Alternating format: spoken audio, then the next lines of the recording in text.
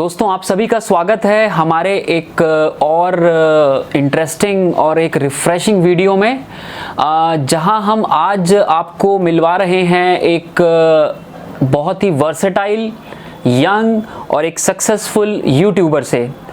और इन्होंने अपनी आंखों में जो सपने देखे थे अपने यूट्यूब चैनल को स्टार्ट करने से पहले, वो सपने थे गेमिंग और ट्रैवल।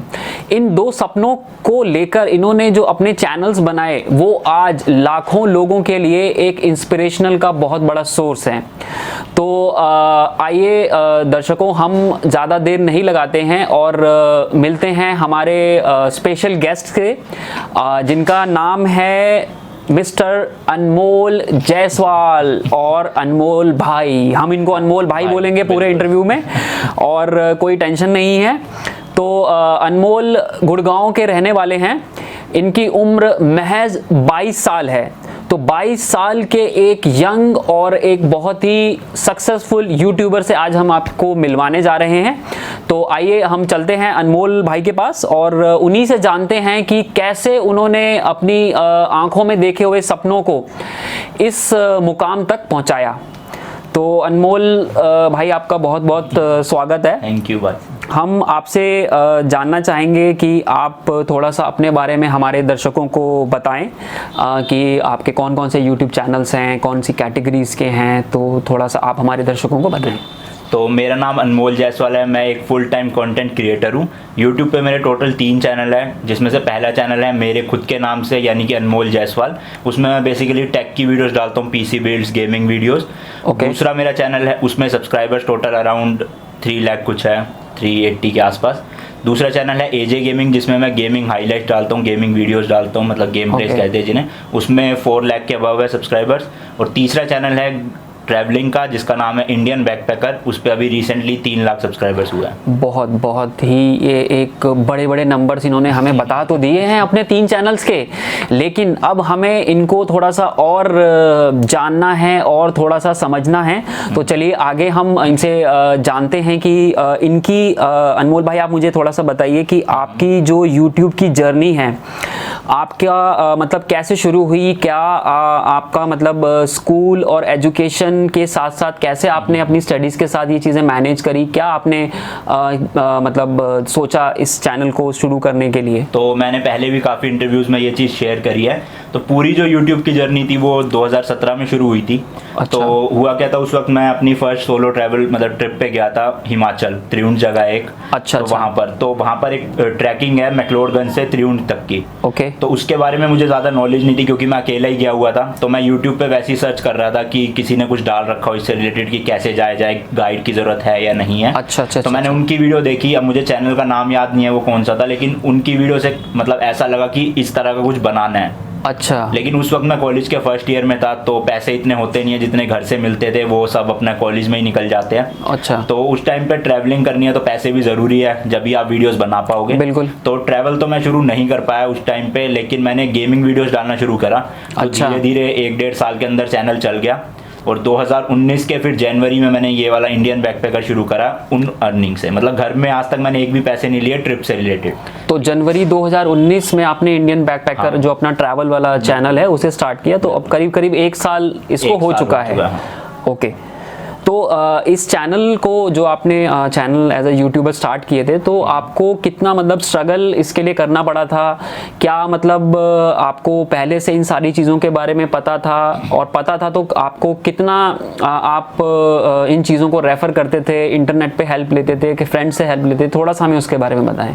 तो जब मैंने वो त्रिउंड वाली वीडियो देखी थी, उस टाइम पे मुझे जिसने भी वो वीडियो डाली थी उनकी एडिटिंग काफ़ी अच्छी लगी थी। अच्छा। तो मुझे शौक जो चढ़ा था वो शुरू में एडिटिंग का चढ़ा था कि ये सीखनी है किसी तरह से। अच्छा। तो उसी ट्रिप के दौरान 10 दिन के लिए गया हुआ था मैं वहाँ पे मैक्लोडगंज में। तो अकेला था, तो मैं वीडियोस ट्यूटोरियल्स देखता था कि कैसे एडिटिंग करते हैं धीरे धीरे। तो मेन दिक्कतें इतनी ज़्यादा नहीं आई, क्योंकि एक तो कॉलेज टाइम था तो कुछ प्रेशर नहीं था। मतलब पढ़ाई तो चल ही रही है, इसको एज अ पार्ट टाइम मतलब हॉबी की तरह ले रहा था मैं। अच्छा। मैं थोड़ा सा यहाँ पे अपने दर्शकों को ये और बताना चाहूँगा कि आप कौन से कॉलेज में आप पढ़ते थे? तो मैंने बीएससी कंप्यूटर साइंस करी है दिल्ली यूनिवर्सिटी से, धौलाकुंभ में ARSD कॉलेज है। ओके। तो लास्ट ईयर ही कंप्लीट हुई है मेरी ग्रेजुएशन भी 2019 में। अच्छा। तो वही है, कॉलेज में था तो इतना प्रेशर नहीं था कि मतलब जॉब करनी है या इसी में फुल टाइम देना है, क्योंकि पढ़ाई चल रही है, ठीक है, उसके साथ साथ ही कर लिया। मेन तो यही होता था, एक तो कैमरा, मतलब स्टार्टिंग में तो मोबाइल से रिकॉर्डिंग हो गई 7-8 महीने तक, उसमें इतनी दिक्कत नहीं हुई। मेन एडिटिंग सीखने में दिक्कत हुई। दूसरा था कि शूट करने के लिए, क्योंकि काफ़ी मतलब जो शुरू का मेरा कंटेंट था वो मैं मार्केट ब्लॉग्स बनाता था, जैसे गेमिंग के मार्केट ब्लॉग्स। तो उसमें एक अकेले इंसान से होना मुश्किल हो जाता है, तो कोई साथ में ले जाना किसी को, फिर बाहर दिन में जाना, वहाँ पर भीड़ भाड़ में कैमरे के आगे बोलना, क्योंकि स्टार्टिंग में काफ़ी नर्वसनेस रहती है एकदम बिल्कुल बिल्कुल कि भीड़ में कैसे बोलोगे। तो यही कुछ दिक्कतें थी, इतना ज़्यादा कुछ हुआ नहीं बात। तो आपके मतलब दोस्तों ने आपको हेल्प करी, वो जो वीडियोस आप शूट करते थे? बिल्कुल। तो फैमिली का आपको कितना सपोर्ट इसमें मिलता था, आपके पेरेंट्स का, आपके रिलेटिव का, थोड़ा सा हमें वो बताएं। मेरी फैमिली का मतलब बचपन से ही ऐसा था कि कभी भी उन्होंने किसी चीज़ के लिए प्रेशर नहीं किया। अच्छा। ना तो उन्होंने बचपन में कहा कि इतने परसेंटेज आने चाहिए, 10th के बाद उन्होंने ये नहीं कहा कि यही स्ट्रीम चूज कर, उन्होंने मेरे पे छोड़ दिया। अच्छा। कॉलेज भी उन्होंने मेरे पे छोड़ दिया, तेरे को जो करना है उस फील्ड में जा। अब कॉलेज के बाद भी जो प्रोफेशनली है वो भी उन्होंने छोड़ दिया कि यूट्यूब अगर तू कर रहा है तो यूट्यूब कर। तो पेरेंट्स की वजह से कोई प्रेशर नहीं था, पूरा सपोर्ट मिला आज तक कि जो चीज़ करनी है खुद से कर ले, कोई दिक्कत नहीं है। मैं अब थोड़ा सा जानना चाहूँगा कि जब आपने ये पूरी अपनी जर्नी शुरू करी थी तो हर इंसान का कोई ना कोई इंस्पिरेशन होता है, कोई ना कोई रोल मॉडल होता है जिसको देख के वो सोचता है कि मैं भी ऐसा एक इंसान बनना चाहता हूँ या मैं भी उस लेवल पे पहुँचना चाहता हूँ। तो आपने जब शुरू की थी अपनी जर्नी एज अ यूट्यूबर, तो आपने किसको अपना रोल मॉडल माना था? तो मैंने जैसे कि बताया कि जब मैंने शुरू किया था तो कुछ ऐसे सोच के नहीं किया था कि एक टाइम पे इतना कुछ हो जाएगा। मतलब वो एज अ पार्ट टाइम मैं मज़े के लिए कर रहा था। तो मतलब ना मैं किसी यूट्यूबर्स को उस वक्त फॉलो करता था कि इनके जैसा बनना है या ऐसा कुछ।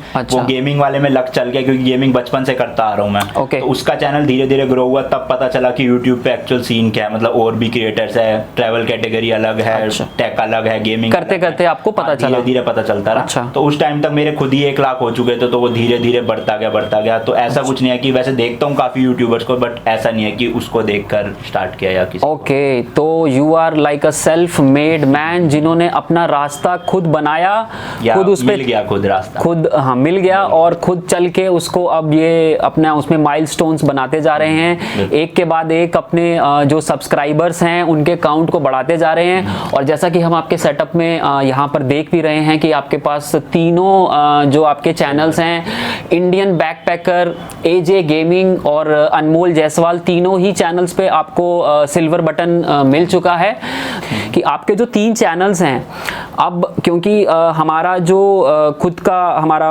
जो वेबसाइट है हेलो ट्रैवल, ये हमारे जितने जो ट्रैवलर्स हैं उनको हेल्प करता है उनके डेस्टिनेशन की टूर प्लानिंग में। हम इंडिया का सबसे बड़ा ट्रैवल मार्केट प्लेस हैं। तो ट्रैवल का जो आपने ये जो चैनल आपका इंडियन बैकपैकर है, इसके बारे में थोड़ा सा मैं और जानना चाहूँगा कि इसका आइडिया आपको कैसे आया? आप एज अ वीलॉगर मतलब कैसे आपने शुरू किया चीज़ों को? तो जैसे कि मैंने बताया, ये चैनल मैंने 2019 में शुरू किया था। तो उस टाइम तक मुझे YouTube पे लगभग 2 साल हो चुके थे, 1.5 साल 2 साल हो चुके थे। तो उस वक्त मुझे पता चल चुका था कि ट्रैवल में इंडिया से कितने क्रिएटर्स है, किस तरह का कंटेंट बना रहे हैं। तो एक चीज़ मैंने नोटिस करी, मेरा ये तो गोल शुरू से ही था कि जैसे मैंने वो त्रिउंड वाली गाइड देखी थी कि मुझे भी गाइड बनानी है ताकि लोगों की मदद हो सके, कि वो किसी जगह जाना चाहते हैं तो वो लोग देख सके वीडियोस। तो मैंने उस टाइम पे काफ़ी सारे और यूट्यूबर्स थे जिनके बारे में पता चला जो इस तरह का कंटेंट बना रहे थे। एक तो होते हैं लाइफस्टाइल ब्लॉगर्स जो सिर्फ अपनी लाइफ दिखा रहे हैं, गाइड नहीं बता रहे हैं। दूसरे थे ट्रैवल ब्लॉगर्स जो अपनी लाइफस्टाइल के साथ साथ गाइड भी प्रॉपर बता रहे थे। तो मेरे ये तो चीज़ क्लियर थी कि गाइड बनानी है। अब YouTube पे ये चीज़ आपने बहुत बार सुनी होगी कि अगर आपको ग्रो करना है तो आपको कुछ अलग करना पड़ेगा। तो अलग मैं क्या करता, जबकि काफ़ी जो थे यूट्यूबर्स उसी तरह का कंटेंट बना रहे थे। तो मैंने उस टाइम पे एक चीज़ नोटिस करी कि अगर मान लो 4 यूट्यूबर्स ऐसी वीडियोस बना रहे हैं तो उसमें से 2 जो है वो तो प्रॉपर आपको सिर्फ गाइड के बारे में बता रहे हैं कि ये खर्चा हुआ, कैसे जाया जाए, कैसे पहुंचा जाए। और जो 2 थे वो गाइड के तो कम बता रहे हैं कि खर्चा कितना हुआ, लेकिन वो सिनेमैटिक्स ज़्यादा दिखा रहे हैं। ओके। तो मैंने सोचा कि इन दोनों को मिक्स कर देते हैं, थोड़ा सा गाइड भी बताएंगे उसमें प्रॉपर कि कितना खर्चा हुआ, क्या हुआ, और थोड़ा सा सिनेमैटिक्स मतलब कैमरास की तरफ भी ध्यान रखेंगे कि सिनेमैटिक्स चल रहे हैं, ड्रोन शॉट्स आ रहे हैं, ये भी। हाँ, क्योंकि मैंने आपके कुछ वीडियोस देखे हैं, आपके शुरू के वीडियो जहां आप घूमने गए हैं, इंडिया में भी, हिमाचल में भी। तो उसमें मतलब एक चीज़ जो मुझे काफ़ी इंटरेस्टिंग लगी कि आपका जो कैमरा का यूसेज है, अलग अलग एंगल्स आप यूज़ करते हैं, और जो आपकी लैंग्वेज है, जिस तरीके से आप उस जगह के बारे में, होटल के बारे में, कहाँ ठहरना है और कैसे जाना है, तो वो जो आपका तरीका है बताने का, मतलब काफ़ी इंटरेस्टिंग तो होता ही है, और काफ़ी मतलब उसको आप इजीली आप उसको समझ सकते हो। तो यूज़र जो है, जो उस वीडियो को देख रहा है, जैसा आपने शुरू में बताया कि आपको ट्रैवल गाइड के तौर पे अपने एक चैनल को इस्टेब्लिश करना था, तो मुझे लगता है कि आपने उस चीज़ को अचीव किया अपने वीडियोस के थ्रू। तो यही एक इम्पॉर्टेंट पॉइंट है जो कि एक मैं अपने दर्शकों को भी बताना चाहता हूँ कि आप जब भी कहीं घूमने की प्लानिंग करते हैं तो आपको इंटरनेट पे बहुत सारी इन्फॉर्मेशन मिलेगी कि इधर जाइए और यहाँ से आप स्टार्ट कीजिए, इस होटल में ठहरिए, लेकिन एक जगह पे आपको उस एक वीडियो में आपको सारी चीज़ें मिल जाएं, ये बहुत कम होता है। तो जैसा अनमोल भाई ने बताया कि ये जो अपने वीडियोस बनाते हैं उसमें एक ट्रैवल गाइड की तरह ये आपको बताते जाएंगे हर स्टेज के बारे में। ये भी होना चाहिए कि अगर आप खाली गाइड ही बताए जा रहे हो तो वो 20 मिनट की वीडियो बोरिंग हो जाएगी, कुछ लोग छोड़कर चले जाएंगे। हाँ, तो उसमें आपको, जैसे अभी हम भी यूज कर रहे हैं, ये कैमरा सामने है, एक उधर लगा हुआ है, तो इस तरह से आप एडिटिंग में भी जो मिक्स मैच कर सकते हो, तो उससे क्या लोगों का जो एंगेजमेंट है वो बनी रहती है। भले उनको गाइड की जरूरत नहीं है, लेकिन वो फिर भी म्यूजिक की वजह से, शॉर्ट्स की वजह से वीडियोस पूरी एंड तक देख लेते हैं। ओके, ये चीज रहता है। बिल्कुल।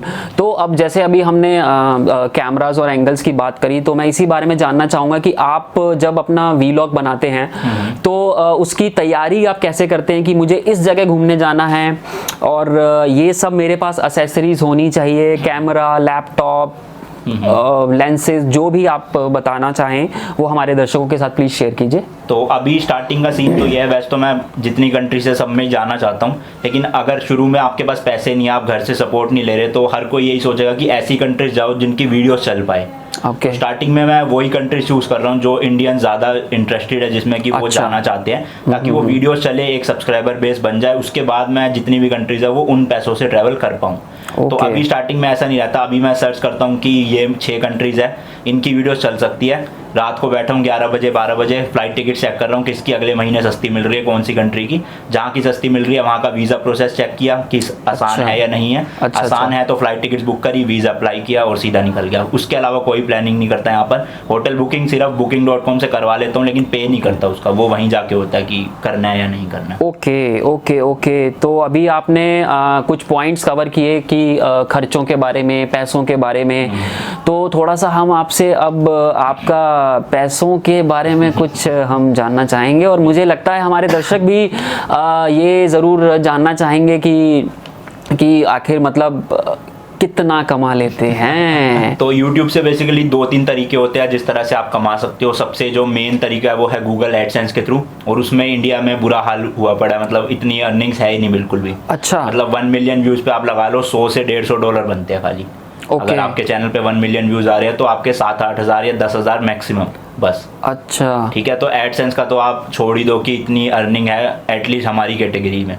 गेमिंग हो गया, टेक हो गया, ये वाला जो मोबाइल अनबॉक्सिंग करते हैं उनकी काफ़ी ज़्यादा है, और बाहर तो खैर बहुत ही है। मतलब इतना फ़र्क है कि अगर यहाँ 1 मिलियन में $100 है तो बाहर यूएस वगैरह में वो 1000 या $1200 है। ओके, 10 गुना ज़्यादा का फ़र्क है अर्निंग में। अच्छा। दूसरा सबसे मेन जो हमारी इनकम होती है वो स्टार्टिंग में तो नहीं होती, लेकिन इस टाइम पे जब थोड़े सब्सक्राइबर्स अच्छे हो जाते हैं उस वक्त होती है ब्रांड डील्स के थ्रू। कोई भी ब्रांड, ऐप या फिर कोई भी प्रोडक्ट अपना हमारी वीडियोज़ में रिव्यू करवाना चाहता है तो उसके थ्रू वो पेमेंट मतलब हमें मिल सकती है। तो वो डिपेंड करता है, क्योंकि YouTube पे ऐसा होता है, सब सोचते हैं कि इसकी परमानेंट इनकम 1 लाख है, 2 लाख है हर महीने। लेकिन ऐसा नहीं होता। कुछ महीने ये भी गए हैं कि 11,000, 10,000, 20,000 आई है, कुछ महीने ऐसे भी गए कि 4-4 लाख भी आई है। तो मोटा मोटी बात ये है इनकी, अनमोल भाई की अर्निंग के बारे में, कि इनकी दाल रोटी चल रही है, लेकिन पॉइंट टू बी नोटेड कि इनकी दाल रोटी जो है देसी घी में डूबी होती है। Point to be noted. नहीं मतलब ये है कि ट्रैवल का खर्चा निकल जाता है। हाँ बिल्कुल बिल्कुल, वही मेरा कहने का मतलब था। हाँ। और अब आगे चलते हैं। जैसा अभी आपने बताया कि आप फ्लाइट्स या होटल की बुकिंग के लिए booking.com या दूसरी वेबसाइट्स को आप यूज़ करते हैं, तो आप हेलो ट्रैवल पर आइए। और हेलो ट्रैवल के बारे में जैसे मैंने बताया आपको कि हम एक इंडिया का सबसे बड़ा ट्रैवल मार्केट प्लेस हैं। हमारे पास ट्रैवलर्स और ट्रैवल एजेंट को कनेक्ट करने के लिए बहुत ही इंटेलिजेंट और स्मार्ट एल्गोरिदम्स हैं। हमारे पास जो ट्रैवल एजेंट होते हैं वो कई लेवल के चेक्स से होकर गुजरते हैं, ताकि हम अपने ट्रैवलर्स को जिन ट्रैवल एजेंट के साथ कनेक्ट कर रहे हैं वो रियल हो, ऑथेंटिक हो और आपको आपके ट्रैवल प्लानिंग में पूरी तरह से हेल्प करें और आपको किसी तरह की कोई दिक्कत ना आए। तो जैसा आपने बताया कि आप अलग अलग वेबसाइट पे जाके अपनी ट्रैवल की प्लानिंग करते हैं। हेलो ट्रैवल का सबसे बड़ा एडवांटेज अनमोल भाई ये है कि आपको एक ही वेबसाइट पे अलग अलग ट्रैवल एजेंट, चाहे होटल का आपको करना हो अरेंजमेंट, फ्लाइट का करना हो, ट्रैवल गाइड का करना हो, कैब का करना हो, आपको अलग अलग वेबसाइट पे जाने की ज़रूरत नहीं है। आप हमारी वेबसाइट पर आइए और अपनी इन्फॉर्मेशन आप हमारे साथ शेयर कीजिए, ट्रैवल की डिटेल शेयर कीजिए। आपको with in 5 minutes best travel agents के साथ, और वो भी ट्रैवल एजेंट जो कि लोकली उस डेस्टिनेशन के एक्सपर्ट हैं, अच्छा। हम उनके साथ आपको कनेक्ट करेंगे और आपको किसी तरह की कोई दिक्कत नहीं होगी। तो हमारा जैसा कि टैगलाइन भी है, घूमो बेफिक्र, तो आप आइए बेफिक्र और घूमिए बेफिक्र। कई कंट्रीज़ में आप घूम चुके हैं अब तक। इंडिया में आपने बहुत सारे डेस्टिनेशंस को देख लिया है। तो जैसा मैंने रिसर्च किया था, आपने अब तक मतलब 7-8 कंट्रीज़ दुनिया भर में घूम ली हैं। तो मैं जानना चाहूँगा कि इंडिया में और इंडिया के बाहर आपका सबसे पसंदीदा जो डेस्टिनेशन है वो कौन सा था? इंडिया में तो खैर मैंने इतनी जगह जो है वो ट्रैवल नहीं किया है, क्योंकि मेनली मैं हिमालय साइड में ही जाता हूँ कि जाना हुआ तो उसी साइड पे ज़्यादा। अच्छा। मतलब बीचेस वाला पार्ट जो है वो इंडिया में इतना कवर नहीं किया, या नॉर्थ ईस्ट हो गया पूरा का पूरा, तो ये अभी कवर करना रह रहा है। अच्छा। तो जिस तरह से कोरोना अभी फैल रहा है तो बिल्कुल बिल्कुल बिल्कुल अभी तो कुछ टाइम का थोड़ा ब्रेक ही लगा हुआ है। वैसे मेरे प्लान्स थे कि इंडिया को कवर करने का, लेकिन इंडिया में भी अभी सेफ नहीं है इतना ज़्यादा ट्रैवल करना। लेकिन अगर इंटरनेशनल बताऊँ तो अभी तक का मेरा जो बेस्ट एक्सपीरियंस रहा है वो बाली का रहा है, इंडोनेशिया में। ओके। तो वहाँ पर मैंने अराउंड 11-12 दिन बिताए थे पूरे। अच्छा। तो अभी तक जो 7 कंट्रीज है उसमें सबसे बेस्ट वही रहा है पूरा। Okay, good good good. तो अभी जैसे आपने बताया कि कोरोना की वजह से इंडिया में और थोड़ा सा ट्रैवल को आप अवॉइड कर रहे हैं अभी कुछ टाइम के लिए, तो इसी से रिलेटेड मैं थोड़ा सा और आपसे जानना चाहता था कि मैंने आपका अभी देखा था रिसेंटली वीडियोस, आपने अभी दुबई और सिंगापुर की आपने विजिट की थी। तो वहाँ जब आप घूमने गए थे तो थोड़ा सा अपने दर्शकों की जानकारी के लिए भी पूछना चाहूँगा कि वहाँ पे कोरोना से रिलेटेड आपने कौन कौन से एहतियात बरते थे, कौन कौन सी चीज़ों का आपने बातों का ध्यान रखा था जो कि हमारे ट्रैवलर्स को भी अभी या फिर फ्यूचर में जिनका ध्यान रखना चाहिए? तो जब मैं सिंगापुर गया था, मैं शायद से नवंबर या दिसंबर में गया था। तो उस टाइम पे कोरोना वायरस का इतना कुछ था नहीं। मतलब मैं जब इंडिया वापस आया उसी टाइम पे पता चला था कि ऐसी कुछ चाइना से फैल रहा है मतलब। तो सिंगापुर में कोई सीन नहीं था उस वक्त, लेकिन अब काफ़ी ज़्यादा केसेस हो चुके हैं वहाँ पर। तो ट्रैवल भी अब ना ही करो कुछ टाइम, तो ज़्यादा अच्छा है वो घर पे रहोगे तो। बाकी दुबई का जब हम गए थे तब था कोरोना वायरस, क्योंकि इसी मंथ गए थे मतलब लास्ट वाले में। तो उस टाइम पे वहाँ पर दुबई में सिर्फ एक ही केस हुआ था, तो इतनी डरने की बात नहीं थी क्योंकि ज़्यादा केसेस थे नहीं। बट फिर भी हमने सैनिटाइजर रखा था अपने साथ में।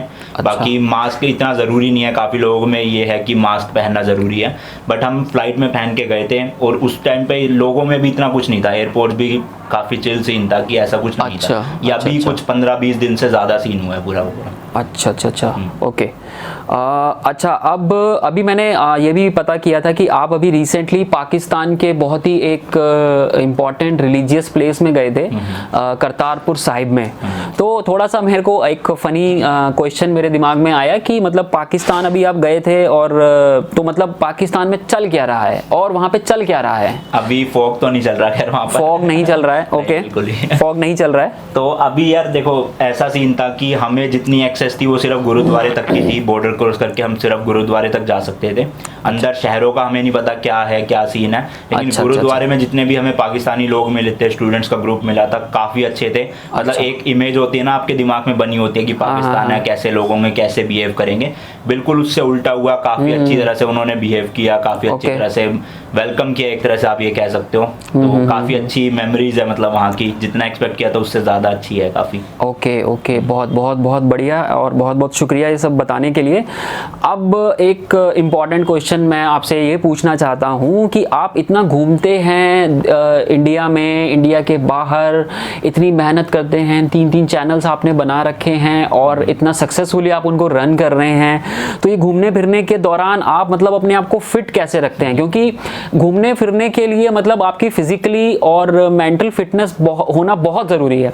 सिर्फ ये नहीं कि आप बैग उठाया और मतलब निकल पड़े। क्या कोई स्पेशल डाइट है उनकी या फिर कुछ और? तो आइए जानते हैं। मेंटल फिटनेस की तो इतना ध्यान देना ही नहीं पड़ता, क्योंकि अगर आप ट्रैवल करने जा रहे हो तो उसी में आपको काफ़ी मतलब सुकून मिलता है एक तरह से, कि अगर आप अकेले भी जा रहे हो या दोस्तों के साथ भी जा रहे हो। लेकिन जो फिजिकल फिटनेस है वो मैं खुद अभी फिगर आउट कर रहा हूँ कि कैसे मैनेज किया जाए। अच्छा। 3 चैनल रन करने के चक्कर में मैंने जिम की 4 बार पैसे भरे हैं मेंबरशिप के, और 4 बार मैं सिर्फ 2-2 दिन गया हूँ और वो पूरी जितने भी पैसे भरे हैं वेस्ट गए हैं। क्योंकि जोश होता है शुरू में कि हाँ अभी परमानेंट करूंगा कुछ मतलब फिजिकली सही करूंगा, लेकिन 2 दिन बाद वो पूरा जोश ठंडा हो जाता है। तो कुछ योगा, कुछ ब्रीदिंग, कुछ मेडिटेशन, कुछ भी नहीं? बिल्कुल। ओहो, ओके, तो हमने शायद गलत सवाल पूछ लिया एक घूमने वाले से।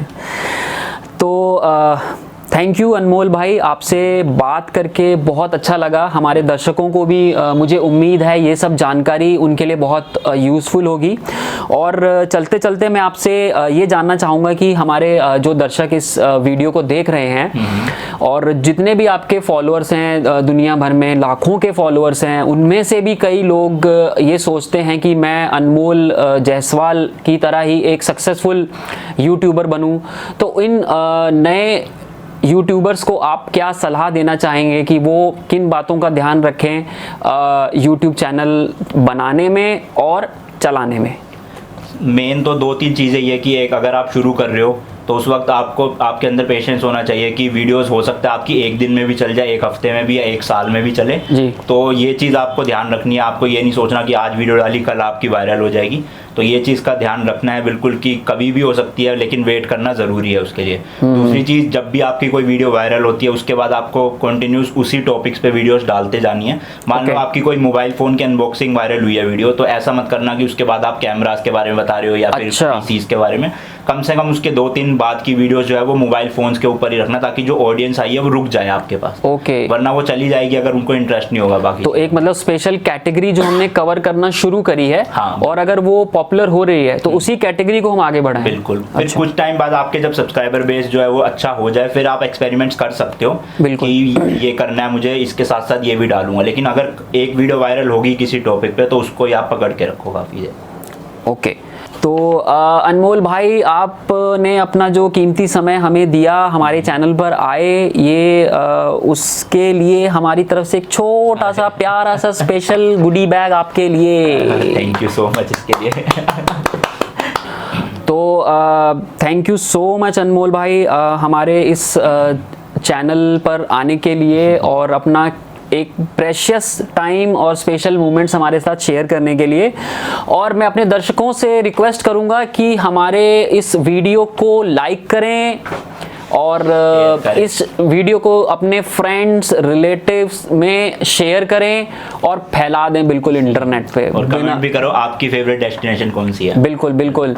और हमारे इस YouTube चैनल को आप सब्सक्राइब करना मत भूलिएगा, क्योंकि ऐसे ही वीडियोस, ऐसे ही इंस्पिरेशनल यूट्यूबर्स, इंस्पिरेशनल लोगों से हम आपको मिलवाना बंद नहीं करेंगे। फ्यूचर में हम ऐसे वीडियो लाते रहेंगे। तो ऐसे वीडियो अगर आप देखना चाहते हैं तो हमारे चैनल को सब्सक्राइब करना मत भूलिएगा। थैंक यू एंड घूमो बेफिकर। एंड एज ऑलवेज तीखे रास्तों पे नहीं पड़ना फीका। यस। Bye bye.